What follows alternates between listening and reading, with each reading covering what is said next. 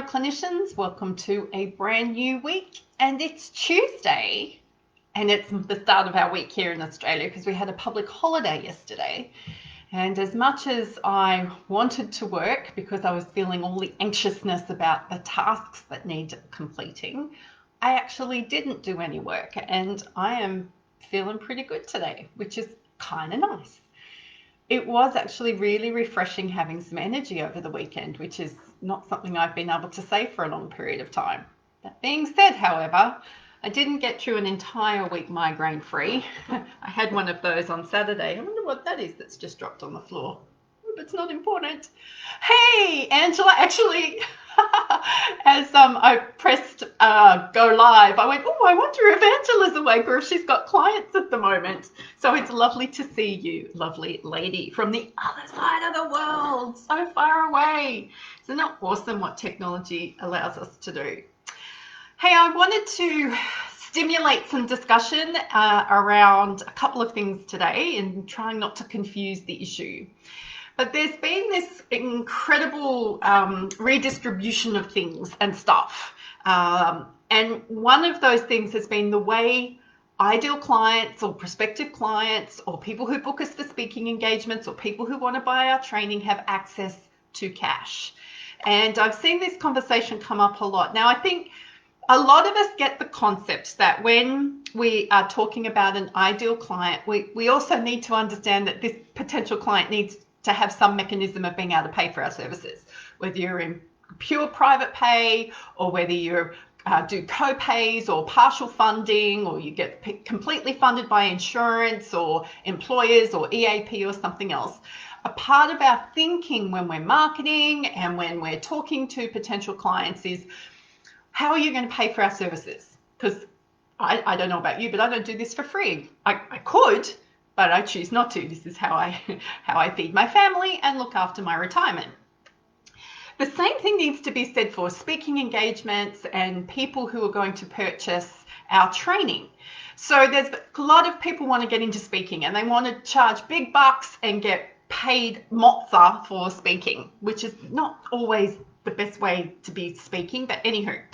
And I was curious to know, and I had some conversations with some people, and well, who are you approaching? And do these organizations actually have the type of budget to pay you what you're looking for? And I was met with some blank stares, like, what do you mean?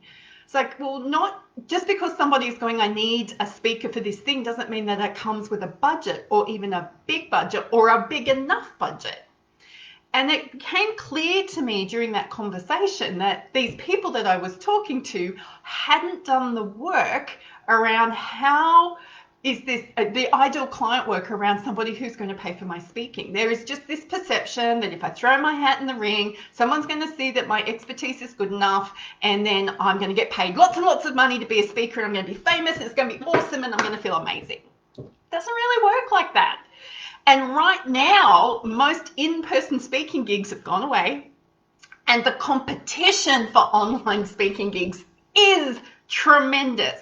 There are people in my world who used to get paid a mozza for all of their speaking, and they've got nothing. They've had no income from their speaking since COVID shut this country down. That's not okay.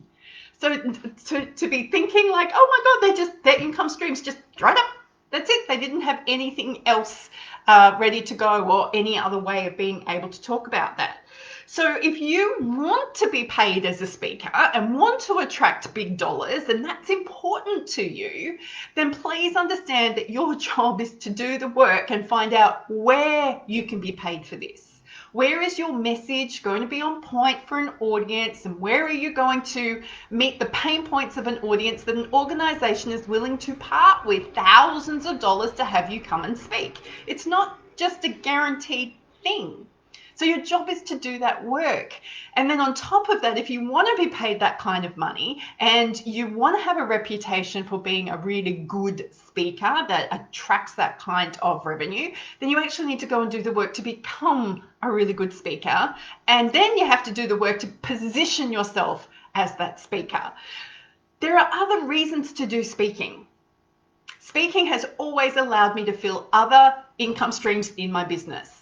It doesn't make me a huge amount of money, but it helps with my positioning. It helps me get in front of the audiences that I want to get in front of, and it allows me to be able to partner with other organizations who have similar values to me. That has been how I've used speaking. Speaking allows me to fill other income streams in my business. So I'm just curious if that has prompted something in you. If that is something that you want to be doing more of, then you need to create a bit of a hit list or do the ideal client exercise, which you can download on the website around the entrepreneurial clinician. There's a worksheet there if you can't be bothered reading the book, although the book would be helpful in helping you understand how to do that. But you could do that for speaking. Additionally, we have so much training coming at us right now. Have you noticed? Everybody's got training, including me. Hey, I've got a school on Teachable. But there's so much training, and that's awesome because we've got so much to learn. Not one person knows it all. And I know that there are people that I would love to learn from, and I'm waiting for them to put their training together. Angela Clark, who's watching. Oh, Frances Harvey. Hello, lovely. So have you actually done the ideal client exercise, looking at that ideal client's capacity to pay and how they will pay for you to actually get paid for the training you're doing? Because there are some other options there as well, where maybe the type of money you thought you were going to charge isn't going to be reasonable. Does it matter if they implement the information that you're actually teaching them in? Do you want to do a no-brainer, really cheap price, make it high volume, just get some money through the door? Or do you actually care that people do something with the information that you've spent hours and hours and hours and hours putting together? So this whole ideal client conversation really, really needs some revision, because there are people who used to be your ideal prospective client who no longer fit that mold because of the redistribution of all the things and the stuff that have happened since March this year. And so if you're sitting there waiting for your phone to ring or waiting for the email referrals to come through the door, or you're getting frustrated because you haven't got clients, or your Psychology Today profile isn't getting you any inquiries, or your website's not getting you any inquiries, before you start jumping down all the tactics of which new algorithm do I blame, can I ask you to go back and do this exercise again?